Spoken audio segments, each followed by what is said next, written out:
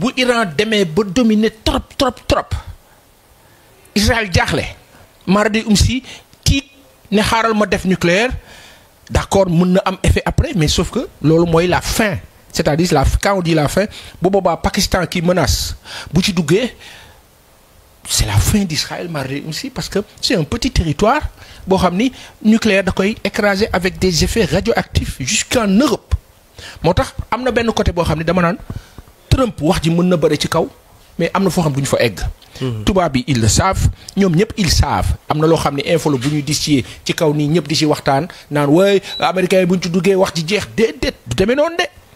Quand tu as la Corée du Nord la Chine tu as tous les pays du BRICS qui soutiennent l'Iran. ñu affiché ñu bañ a affiché Pakistan moom boolewu ci wax da de nucléaire bu jibee moom mu jibal bosam jëmale ko ci Israël donc yàlla na ci yàlla def jàmm ak ndox bu sedd parce que les retombées vont être catastrophiques te déjà nii sur le plan pétrolier bu fekkee ni que l'Iran am na fenn fu mu toll ci wàllu jafe-jafe ci wàllu pétrole incidence yi day law ba ci ñun. donc li gën mooy ñaan yàlla def ci jàmm ak ndox bu sedd te pourtant jàmm jooju yàlla seede na ni Yitzhak Rabin ak Yasser Arafat feu amoon nañu accord au temps de Bill Clinton mais loo xam ne mosul woon am ci niveau boobu entre Israël Palestine ba ñuy wax jàmm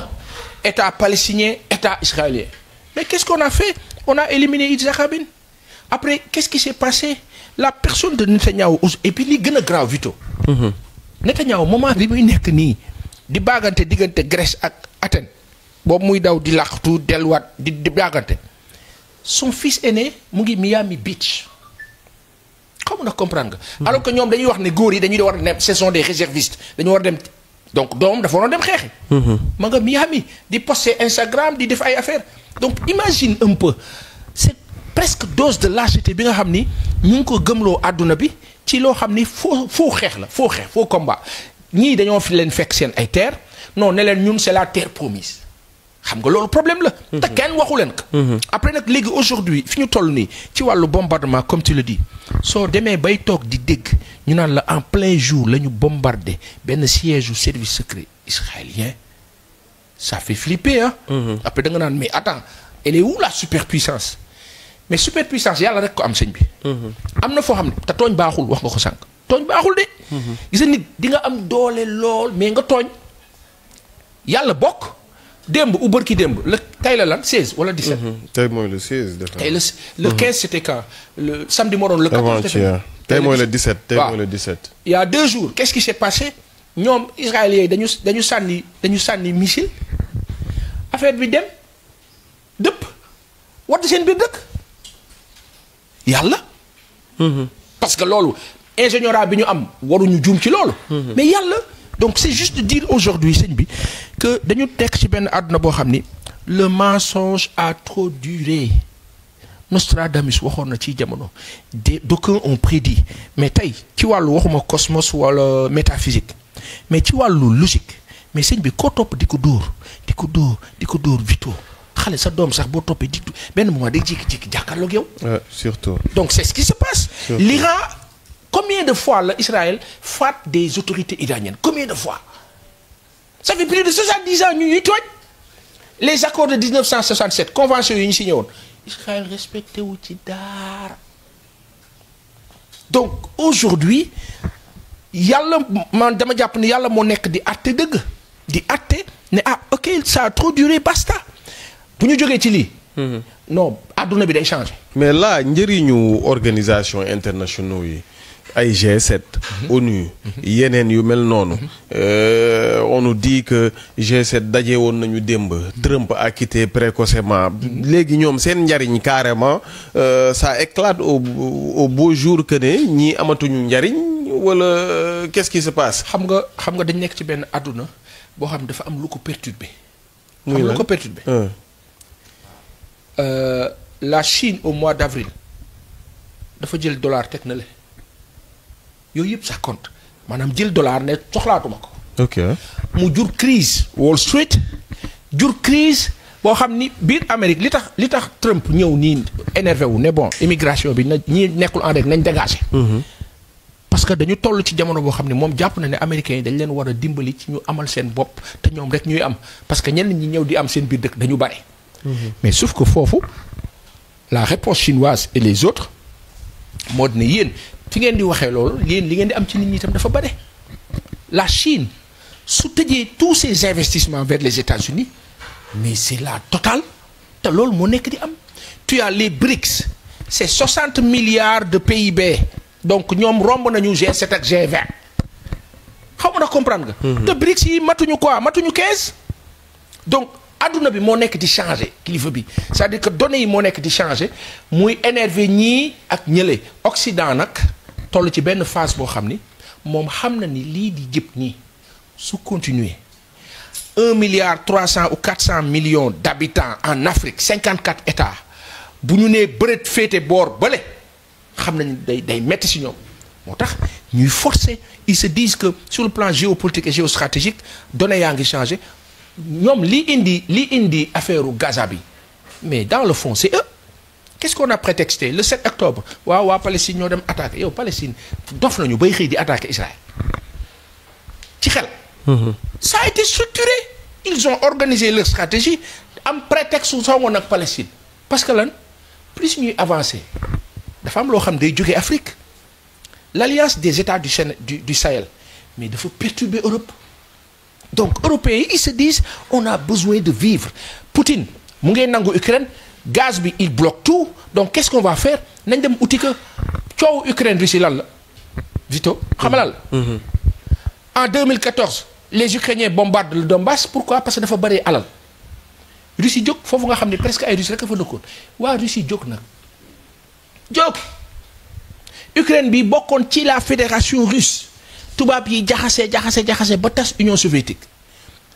ku ñuy wax Vladimir Poutine defaraat carte gi dooleelaat dëkkam ci stratégie parce que comme il était du KGB il a la maîtrise mu récupérer donne bi daal di taxaw nag moom amaat doole jàkkaarloog tubaab yi jommi parce que est-ce que xam nga ni que coowu Ukraine Russie su Ukraine dominé woon nii tey guerru Russie bi est-ce que xam nga ni Gaza du am problème su fekkoon ukrainiens yi parvenir la ñu def face à la Russie doo mës a dégg coowu Gaza duñ leen laal duñ leen def dara mais lanu soxla moo fa ne gaz ba te comme gaz bloqué na Europe Union soviétique bloqué na ko Ukraine mënatu ci dara te ñoom waa OTAN mënuñu dugg biir Ukraine bari alal lool ñu ne bon on trouve une autre solution beneen solution Gaza la beneen solution fu ñu ko am ci àdduna bi dañ koy wuti c'est l'Afrique moo tax ñun Sénégal ak africains yi ñu war a def bloc d'où l'importance de l'excellente visite sous la sous-région du Premier ministre Ousmane Sonko. Ah bon? Au-delà de tout ce qu'on dira. Au-delà de tout ce qu'on dira sur le plan géostratégique c'est magnanime et c'est ce qu'il faut faire mënuñu am 37 matières premières au Sénégal Libéria fees dell ak diamant Guinée fees dell ak bauxite ak fer milliards de tonnes loolu yëpp nekk suñu biir ñu ne non dañuy toog na ko ne toog dëkkam ñu toog di xaar te tubaab yi toog fële di ñu menacer toog naan dans 10 ans foog ñu delluwaat Afrique du ñu def bloc dajale suñu doole taxaw am doole def face di xaar voilà et c'est ce qu'il faut saluer malheureusement nag dañ nekk ci dëkk boo xam ni politicienne d'accord politique d'accord mais parfois foog ñu xool enjeu yi jéggi ko donc Iran ak Israël du dara lu dul besoin minimal et élémentaire ndox gaz richesse léegi nag Iran nag moom dafa am fulla Iran c'est la grande Perse dans le temps grand Iran c'est les gens bu ñuy wax ci Iran da ngay am l'impression que Iran c'est un petit pays dans l'histoire c'était un grand espace c'était une grande contrée c'est-à-dire c'était la haute noblesse donc ces Perses là ñoom xam luy daw seen deret kenn du toog suñu bopp d'accord ça veut dire que boo leen doon jeexal sax ñoom non dañuy continuer parce que dem na tamit ba ci laal ñu ne une partie des musulmans d'obédience chiite ña nga xamante ne dañoo reyoon seen guide spirituel fu mu toll nii yëf yi ñoom tamit jàpp nañ ko comme vengeance comme dañoo reyoon sunu njiit fu mu toll nii lu ñu am jël c'est-à-dire entre arabes dans le monde arabique bu ñoom seen li tax mu xaw a compliqué léegi-léeg ngay dégg ñu naan waaw mais ana jullit yi duñ dimbali waa Palestine parce que malheureusement il faut se poser la question lu tax yàlla ji wàcc fa yonent yi parce que ñoom tamit na ma yàlla baal neexut a wax dañu xaw a doy waar. et seen biir jubawuñu. c'est vrai. tey jii nii xoolal link bi am entre Israël ak Qatar. normalement warul am. mais la base américaine fan la nekk Qatar. donc ñoom tey jii nii soo delloo dans le temps dañ lay wax ne la mais Hamas bi pourtant ñi ko financé Israël bokk na ci Qatar bokk na ci. tey ci wàllu négociation Israël kan lay négocier buy wax ak Hamas Qatar et pourtant Qatar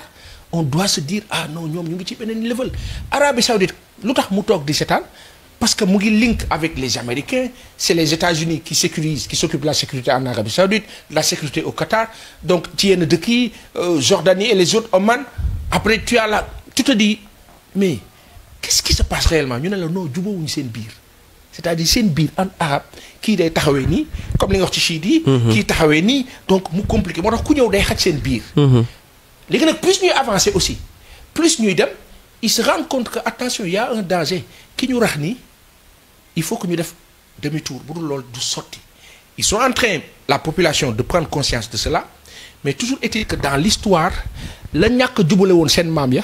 ba tey ba tànk daf leen topp. malheureusement. la position du Sénégal communiqué bi nga xamante ne génne woon nañ ko démb.